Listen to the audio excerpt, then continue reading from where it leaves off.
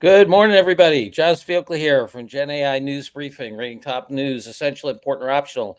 Today, we're going to consider whether the models are going to eat themselves and die as they create more synthetic data, along with much, much more. All right.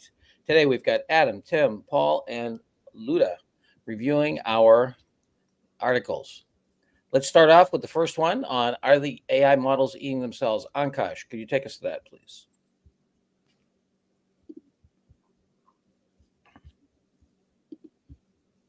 All right.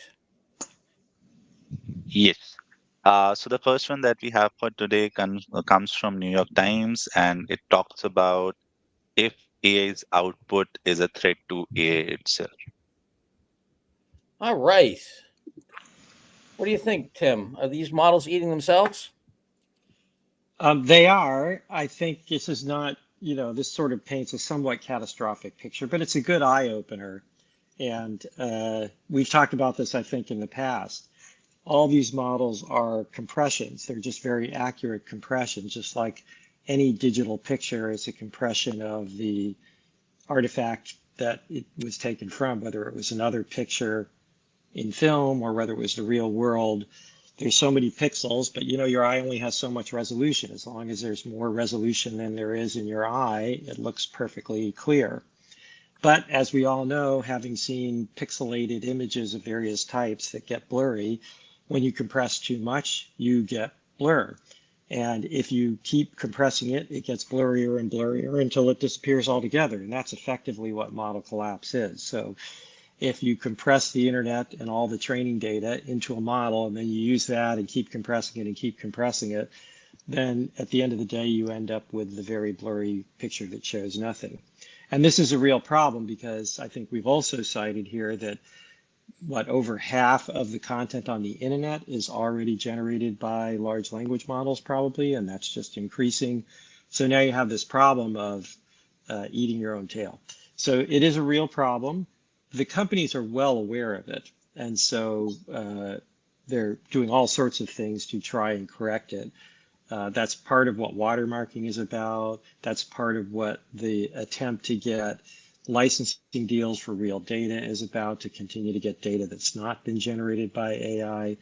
And that's what the synthetic data efforts are about, to try and generate data that is different enough that it won't cause problems. That's a mathematical issue. But in fact, all of these algorithms generate noise into the data as a regular thing because it prevents this kind of model collapse. So there are various efforts underway that could prevent it, but I'll tell you, it could be a real problem and not too far away. So it's something to pay attention to. I still think it's optional. It's a known issue. It's not a problem today. It's not something the AI leader can do something about today. And it's pretty obvious, folks, if it happens, the models stop working. And that's something you always have to have in your mind whenever you're dealing with technology, is what happens if the technology actually doesn't work the way I want.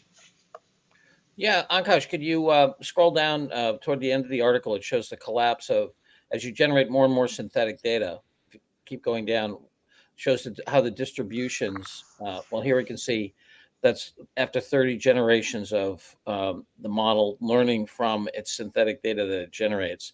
If you go down farther, down to the distribution shapes at the toward the very end of the article. Um, yes, and amazing statistic from Sam Altman. OpenAI by itself generates over 100 billion words a day, which is pretty impressive. We don't know how much of that ends up back on the internet. When you said half, Tim, I think that's a pretty big speculation. But you can see here, if you go down a little farther on Couch, you can see how the AI basically collapses the distribution to less and less information. All right, so you're saying optional. What do you think here? Luda, what do you think? I think it's an issue to be aware of. It doesn't affect many leaders. It's really impactful when you're training your own model, essentially, that not many leaders do. So I mean, I can go in important to just be aware of the issue, but yeah, I'm kind of with Tim that probably not worth it. It's a little bit of an alarmist article that with good data, with understanding, but it hasn't happened yet. It is an issue being worked and will be resolved. So I don't think we should put it as essential. So somewhere optional important is where I am. All right, let me try to make the case for essential, which is that, look, this is in the New York Times. I think it's well explained. I think this is very, it takes a relatively complex concept and makes it, I think, accessible to people who are non-mathematical. And I would be surprised if AI leaders aren't going to be asked this question right away by their senior executives who read this and find it. So that's why I was making the case for essential that, this is, I think it is a big trend issue. I agree it's not immediate in terms of model collapse, but I would be surprised if the naysayers or the folks in enterprises that don't really want to make any changes or put these models in won't find this as credible evidence to just wait and see. So that's why I would make the case for essential. But what do you think, Paul? Yeah, it's interesting, John, talking about. I think part of our mission is to help the AI leader be successful and arm him or her with knowledge that helps them with the business case. But you're highlighting the fact they also need to be armed with the naysayers, which are non-trivial in the organization here. So I having just been on 2 calls this week where people are dealing with that issue, I'd certainly call that important. I wouldn't call it essential, but I do agree helping them. New York Times is definitely naysayer radar screen.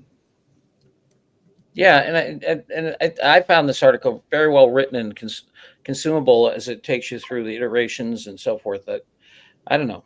I don't think I'm feeling very democratic. Okay, I will. So I hate to admit it, John, but it's a good case you've made. So I'm okay with essential even. I mean, it is a good article. And, I may have here the kind of professor-student problem that I'm so familiar with this, it doesn't seem that big a deal. But I think you're probably right that for most people, this may well be something they don't understand well, and they do need to understand it. Yeah, and it's visually done, and no math needed to understand what the heck's going Yeah, on. it's a reasonably good article. As Luda said, that my sort of knee-jerk reaction was it was a bit alarmist compared to what I think is the reality of the situation. But it's a real issue. It's not like there's nothing there. Yeah, but guys, putting it essential, I hear the point, John, that you're making, that it's a naysayer, but the article doesn't really address how we come out of it, really. It just shows a negative side of it. And so I don't think it helps executives to defend against this issue. So all we do by putting it essential as a alarmist, we support alarmist movement here. So that's why I would put it as important still. Yeah, I don't know. It says that if you buy content, right, you can get it's just a matter of not just scraping free content. It does have solutions in there toward the end. Yeah. Primary among them is buying new content that's generated. I think the whole notion of real world evidence, fair enough, it doesn't give a lot of weight to that part, but it does have some solutions in there. Yes. Sorry, Luda. I think I'm going the big E. All right. We're going Right. essential on this one. Next, Ankaj. Well, Nvidia. hang on, John. Adam, we know the answer was going to be the E because he is the chalk, but I really appreciate the democratic. Yeah, what do you think? Yeah, Sorry. he didn't even ask me for my opinion because it doesn't matter at this point. No, go for it. Sorry. What do you think, Adam? No, John. I don't need to continue to make the case for important. I think it's essential news. You've already All right. indicated. Sounds good. All right. Next, Nvidias Blackwell. The next one is from Nvidia, and it talks about how Blackwell is setting new standard for ML performance inference in Gen AI. All right, Paul. Barney, Yeah. nothing burger or essential? Yeah, I mean, yesterday was I felt like we were at a rock concert around the globe watching a lunar eclipse because everyone was watching the earnings announcement from Nvidia that came out last night. But On this particular article, this is optional. I mean, this is continuing improvement here. It's very exciting, some of the work here. I know there's been some slippage in some of their chips, but optional for the AI leader. It continues the trend that things are getting better, faster, cheaper. All right, so get a vote for optional here. Adam, what do you think? I haven't read the articles, John. I apologize. Okay. I said I don't even know what it is. No one described it or introduced it, and I'm driving. So. Oh, sorry. This is the Nvidia. Yeah, I was on the border between optional and important. Okay. It's one of those things like when the big vendors make an announcement and a broad announcement and demonstrate that they weren't just puffing a lot of smoke, apparently. You could argue for important because the performance gains are pretty substantive, both at the training and the inference level, and they're starting to get these chips out there. So these are real numbers now, not just fake stuff. Yeah, 400% improvement. Where are you on this, Luda? Yeah, everybody is watching Nvidia. So, I mean, people who are interested are really aware. So, but it is incremental. They are announcing these things every month. And so it's important improvements before, yeah, it's significant improvements actually in performance. But I don't know whether, yeah, important. It is significant. As I was talking, I was saying, look, it is significant improvement, and that's why they're and they try to put it out there before their earnings call. So this is good. Yeah. All right. Important. I was more where Paul was, that it was optional. But Adam, do you have enough data now? You can break the tie for us here.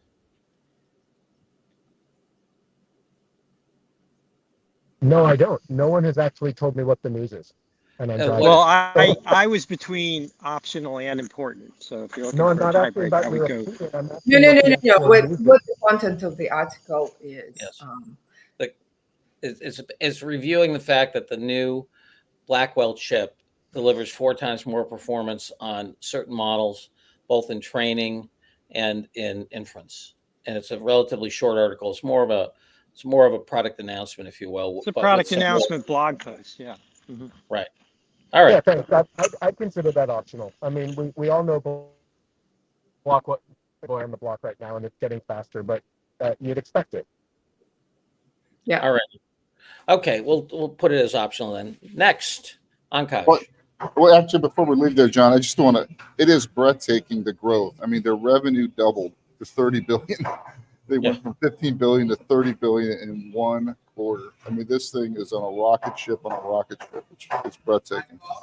Yeah, and I was talking to one of our private equity friends, and they were briefed by Nvidia about basically they're stretching to create a synthetic reality, which you then can use for humanoid robots. This is a private equity firm that does a lot of things in industrial products, and their ambitions are massive, and their willingness to invest in teaching the market and is, I think, impressive. And they've been doing it for years. And when another friend, advisor to us, he was talking about how he used to run the 5G lab for Verizon, and he got a call from Nvidia about 6-7 years ago, saying, "Look, how can we start to create synthetic reality, using 5G and using our compute power?" So they've been on it for some time.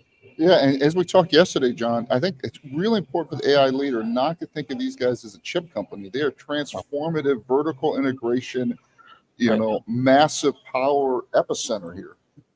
Yes, no, huge. All righty. Optional, but amazing organization. Next, Ankash, please. The next one is a research paper, and it comes from Google DeepMind, and it talks about how diffusion models are real-time game engines. Yeah, amazing stuff in here about doing 20 frames per second real-time rendering. As far as I can tell from this article, for the first time ever, using neural networks. Pretty impressive. And the particular game that they used in the example is Doom, and at 20 frames a second, you're pretty much in the flow of the viewer. What do you think of this, Lua? Yeah, I rated this article optional, even though, as you said, John, this is very impressive. And the games always led the field in some way because their environments are very stringent in terms of resources. You need to be running on like a toaster and have very limited resources and react in real time. So pushing the models to behave in that way, I think it's pretty impressive. And the results, the pictures, as you see, generated are also very impressive. But I don't know what the leaders would do with this at the moment. But so it's optional. All right, optional. What do you think here, Tim, Adam? I thought optional. It's an interesting generation. It's just, but it's not really a new idea. They're learning a system, Doom, that's out there. They've just shown that they can do it, as Luda said, with parsimonious resources, and they can do it in real-time video, close to real-time video, which is pretty impressive. So it's really interesting. For the game industry, I would say this is essential because this could be a new way of making games. But for most everybody else, this is optional. Yeah, I had it as optional as well because I can imagine in terms of creating synthetic worlds or robot planning or so forth, as well as entertainment, it's going to be it has the potential to be important. I don't know how resource intensive this model is versus others. To take more electricity to build these this way. But I also had it as optional. I don't know, Paul, Adam, any objections to optional on this one? Optional. Optional. All right, optional it is. Next, Ankaj. The next one comes from a startup called Cartesia, and they are talking about how they have solved on-device intelligence. Yeah, very interesting. They also have a different fundamental model that's not based on the transformer architecture, and that allows them, this state space model, and they are, that allows them much more ability to go on device, and and to not necessarily be on a network or be connected, and the idea of intelligence at the edge here is really pushed hard in this article. So, Tim, what'd you think? The old intelligence at the edge. Yeah, I think this article, again, I was sort of between optional and important.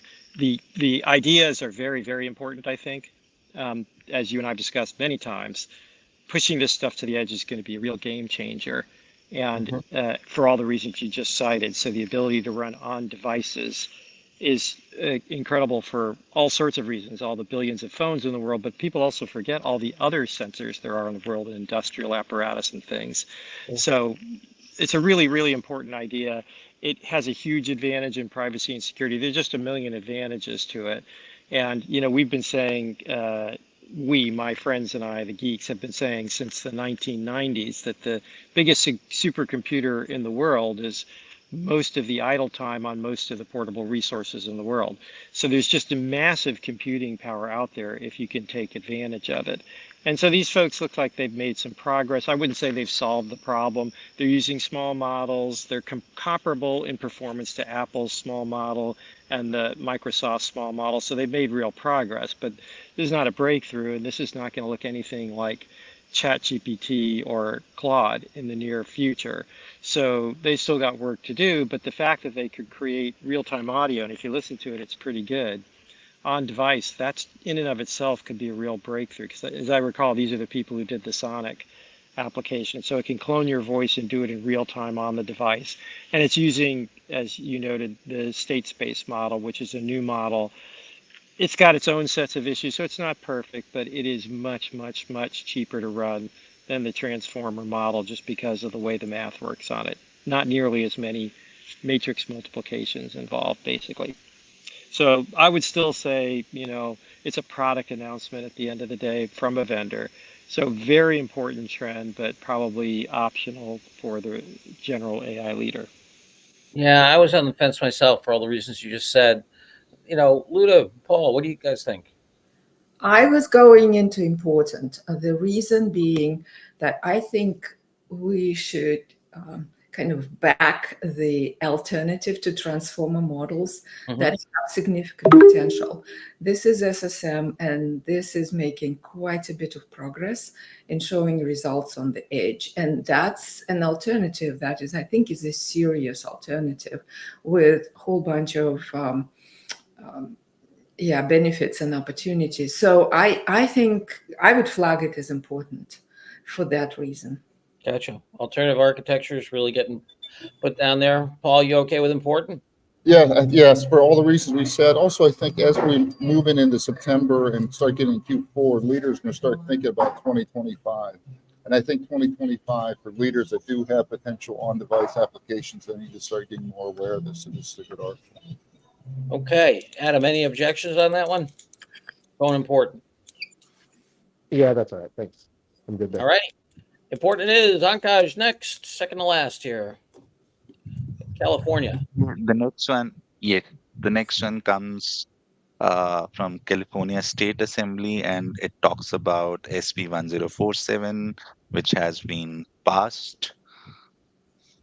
Yeah, it looks like they defanged this bill a little bit in the sense that I don't think they have the same criminal implications for the developers in terms of their catastrophic implication, as far as I could tell from this article. What'd you think, Paul?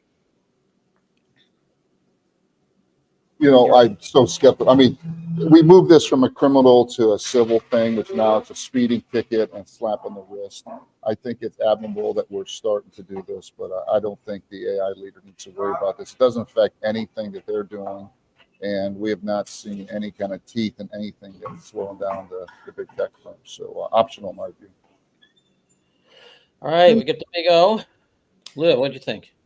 I think it's important. It is the bill that will affect the resources need to be deployed by the guys who are in California. So it doesn't have very deep teeth, but it puts audits that have quite ambiguous impact. So in other words, the government can put all kinds of measures that are not really defined. So I read both the OpenAI and Anthropic letters. So it seems like there was a debate between Anthropic and OpenAI. Some of the things that they flagged were taken care of in the new update to the bill.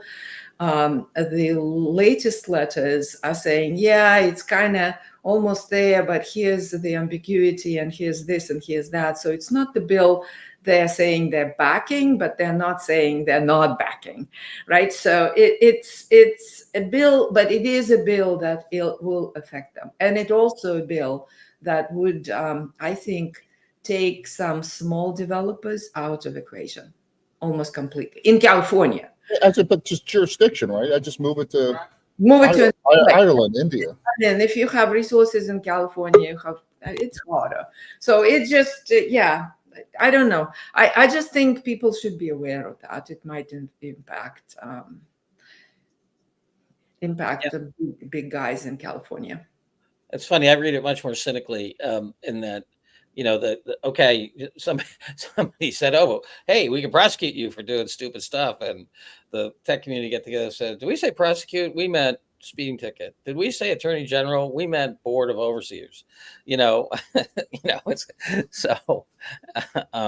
True. But the resources to be deployed on all these techniques, they needed. Now they have to kind of do it. And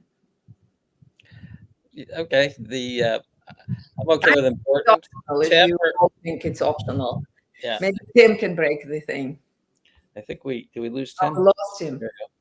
We lost Tim there. He's back. Hey, Tim, how are you? Sorry, I don't know if you heard that. We're on the California bill passage. Yeah, where are you?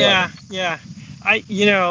I almost made the case for essential, not because the bill has any meaningful teeth, as you point out, but just because it's essential for the AI leader to be aware of this and to let their legal counsel know, because there are still things they need to do. They just need to know about these laws and make appropriate accommodations in their strategies. So it's not, I agree, it's not likely to have much impact given the opposition that Silicon Valley mounted and successfully, as you said, got the bill changed. Yeah. But I still think when, like the Colorado bill was the first one, this is the second one, you got to know if you do business, and there's nobody who doesn't do business in California. Especially in this industry. All right, so we're at least going important here. Mohammed's asking, where do we get the brief? I'm assuming, Luda, he's talking about the brief that you're referring to in terms of the different points of view. Yeah, the links are in the article. So, and we'll put it in the newsletter. All righty. All right, we'll split the difference. We're going to go important for the AI leader. Ankaj, our last one here. Google stepping up to create agents. John, so Google with the Gemini model, they have launched gems. So these are kind of artifacts or GPTs, you can say, and they have also improved the Imagen 3 model. All right, so we have seems like a competitive response to some of the agent work that others, including OpenAI, have done. What'd you think here, Luda? Again, I'm between optional and important. Optional because it's a catch-up. So Google has been playing catch-up. This actually puts them, I think, at par with others. The reason for important is a lot of people are using Google and as an AI environment. So this is important to know that this is happening. So that's why I would say important. But as a development, it's optional. All right, so we got optional here, but kind of on the fence, sounds like. Yep. Where are you on this, Paul? Yeah, I mean, I think a vast majority of our AI leaders and corporations use Microsoft, so I think it's a lower priority from that standpoint. I think it's a vendor announcement from our friends at VentureBeat, which do a good job covering vendor announcements, and I don't think it materially affects budgets. So optional, in my view. Yeah, I think it's so interesting about Google. I mean, they're the ones who came up with the transformer architecture, and all the big models depend on things that they invented, and it's funny that they're playing catch up in the context of this. But there you have it. And John, speaking of John, we were prepping for the conference, and Liz Manzura, one of our co-founders, is doing. She's a marketing expert, and I didn't pay attention to Olympics this year, and I guess Google spent millions on this Gen AI commercial where the Gen AI writes a story from the kid, and was absolute debacle. There was global pushback. I continue to see Google just is absolutely, not doing well in a whole bunch of marketing, and the marketing misstep after marketing misstep after marketing misstep is just, and I feel almost desperation. We got to throw something out. You can see a mini team running around trying to get the stuff out here.